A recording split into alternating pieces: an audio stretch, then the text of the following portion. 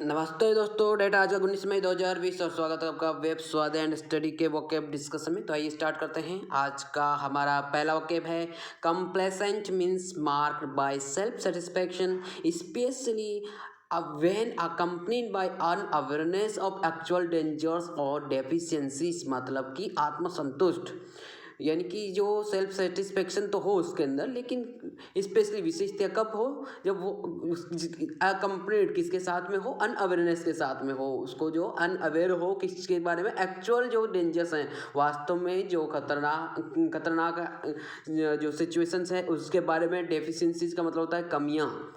तो अगर वो जो व्यक्ति है आत्मसंतुष्ट तो है, लेकिन उसको जो एक्चुअल में जो खतरे हैं, कमियां हैं, उनके बारे में वो अनअवेयर है, तो उससे बोलते हैं कंप्लेसेंट।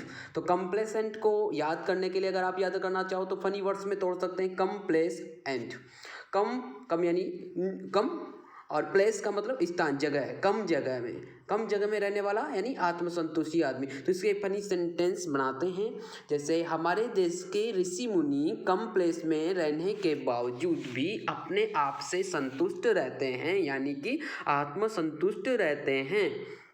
अपने देश के कौन, ऋषि मुनि कम प्लेस में रहने के बावजूद भी अपने आप से संतुष्ट रहते हैं, यानी आत्मसंतुष्ट रहते हैं। तो सो होप आप कंप्लेसेंट को, आत्मसंतुष्ट को मेमोराइज कर सकोगे। तो चलते हैं नेक्स्ट मीनिंग की ओर। नेक्स्ट मीनिंग है अपना resurgence means bringing again into activity and prominence, यानी कि एक तरह से दोबारा से एक्टिविटी में को लाना, एक्टिविटी यानी क्रियाकलाप होना, या प्रोमिनेंस का मतलब होता है एक तरह से शोहरत, प्रधानता, प्राधान्य, एक तरह से वापस से प्रधान हो जाना, यानी कि एक तरह से एक्टिव हो जाना।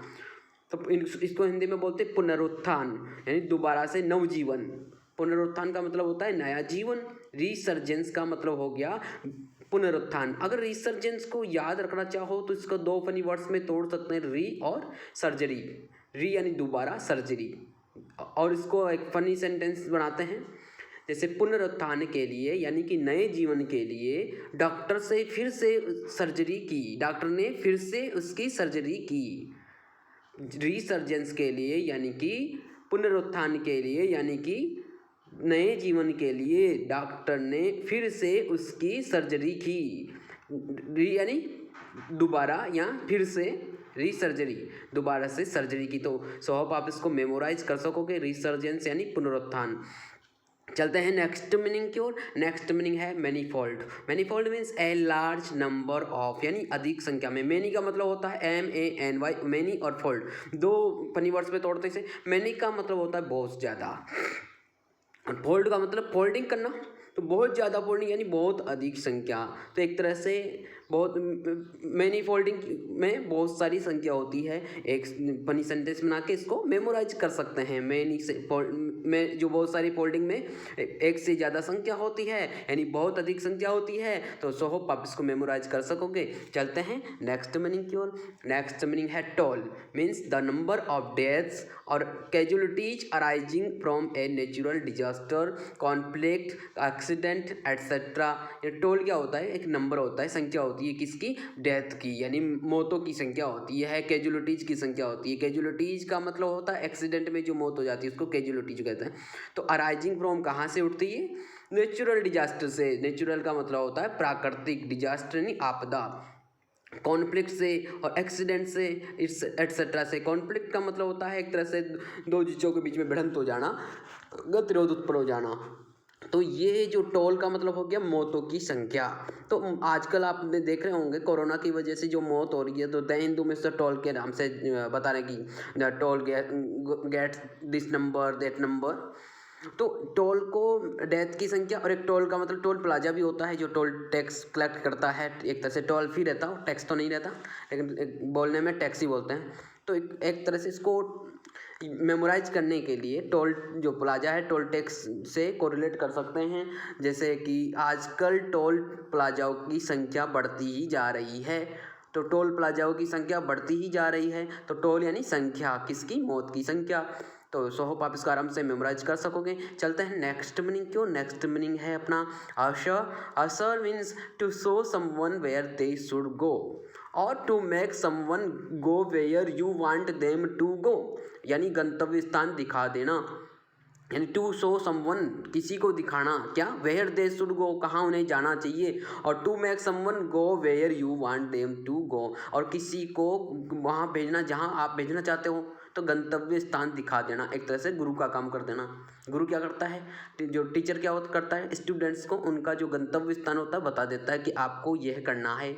तो एक तरह से असर का मतलब हो गया गंतव्य स्थान दिखा देना। असर का एक तरह से प्रवेशक, भेंट कराने वाला भी कहते हैं हिंदी में, उप शिक्षक भी कहते हैं इसको। तो एक तरह से इसको याद रखने के लिए फनी सेंटेंस बनाते हैं। असर का असर असर जो हिंदी वाला है उससे को रिलेट करते हैं और एक फनी सेंटेंस बनाते हैं। गुरु के ज्ञान का असर ही होता है जो गंतव्य स्थान दिखा देता है।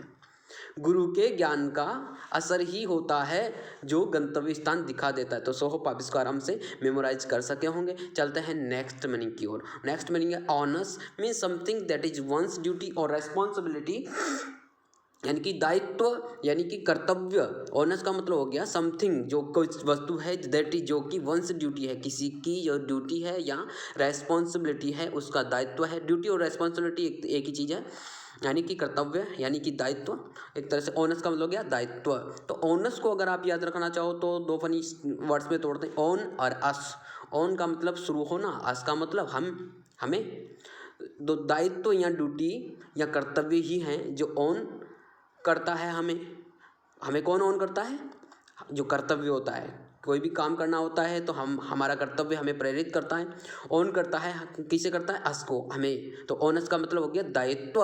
तो ये आराम से इसको आप मेमोराइज कर सकोगे। चलते हैं नेक्स्ट मीनिंग की ओर। नेक्स्ट मीनिंग है अपना hinterland means the land behind the coast और the banks of a river or an area of country that is far away from cities, मतलब कि समुद्र तट, नदी तट और मुख्य नगरों से दूर का इलाका जो होता है उससे बोलते हैं हिंटरलैंड।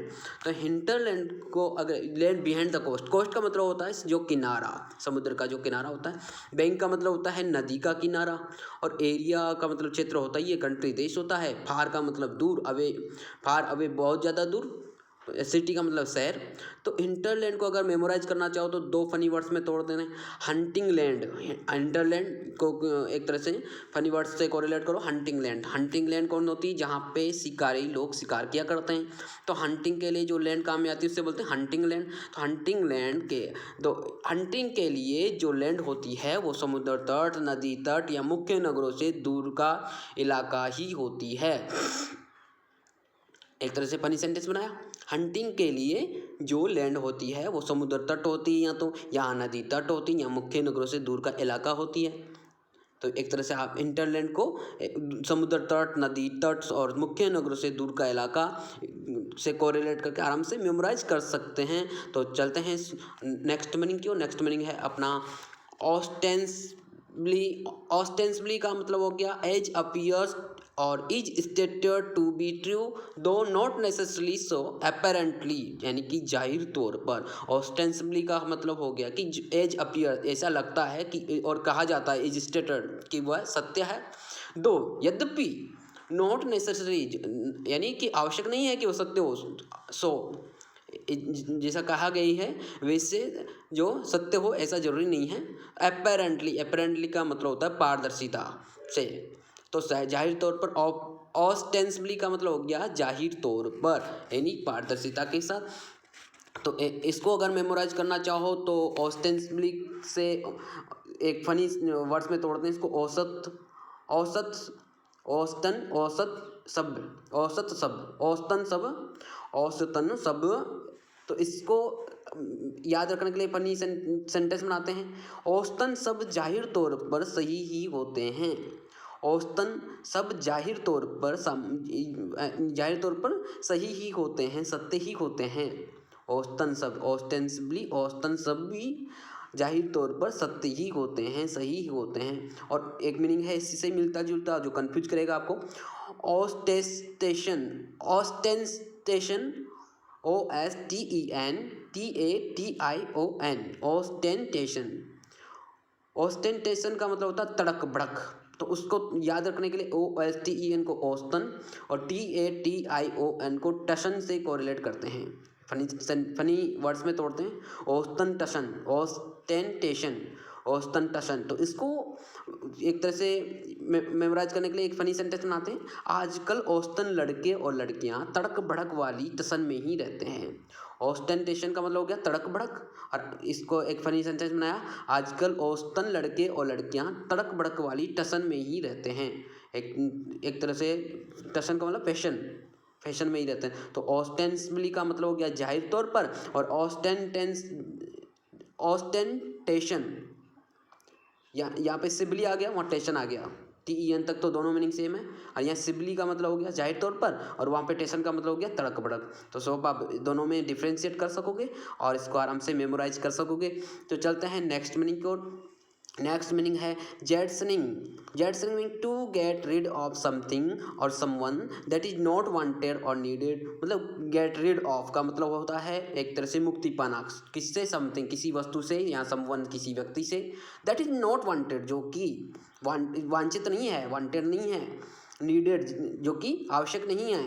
तो एक तरह से बोझ गिराना, जेटसनिंग का मतलब हो गया बोझ को गिरा देना। तो जेटसनिंग को अगर याद रखना चाहो तो जेट एयरवेज से कोरिलेट कर सकते हैं। जेट एयरवेज का वायुयान जब अंतरिक्ष में उड़ रहा था तो उसमें क्या कुछ प्रॉब्लम आ गई, तो क्या किया कि उसके कुछ सामान को जो कि बोझ था, यानी कि जो एक तरह से रद्दी सामान था, उसको बाहर फेंक दिया गया, बोझ को गिरा दिया गया। जेटसनिंग यानी जेट एयरवेज से बोझ को गिरा दिया गया।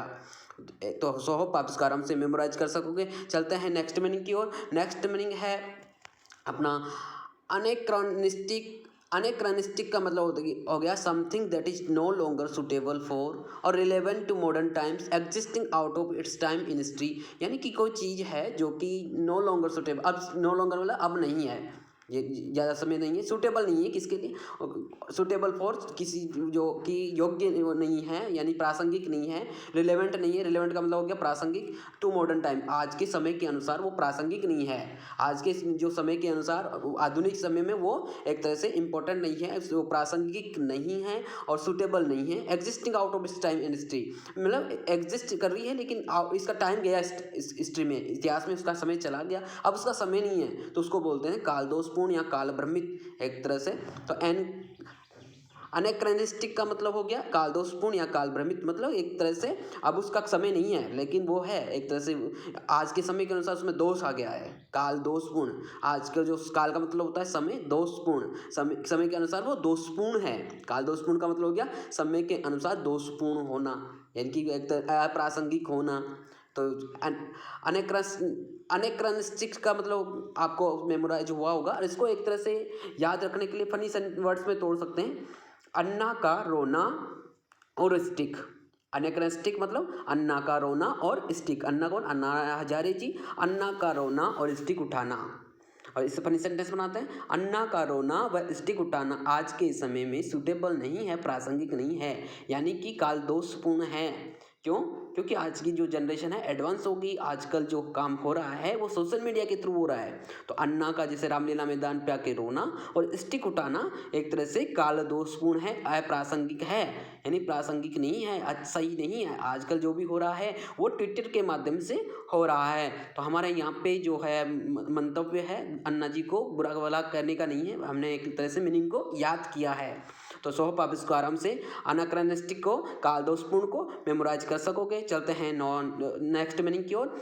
नंदीलेस means despite what has just been said और डन, यानी कि डेस्पाइट के बावजूद, डेस्पाइट का मतलब के बावजूद, व्हाट है जो कि जो what has just been said जो कि अभी भी कह चुके हैं और कर चुके हैं, फिर भी के बावजूद भी, हिंदी में हो गया इसका मतलब फिर भी के बावजूद भी। और इसको अगर मेमोराइज करना चाहो तो एक तरह से नंदी, एक तरह से फनी वर्ड्स में तोड़ते हैं इसको, नंदी लेस, नंदी से लेस, और फनी सेंटेंस बनाते हैं इसे।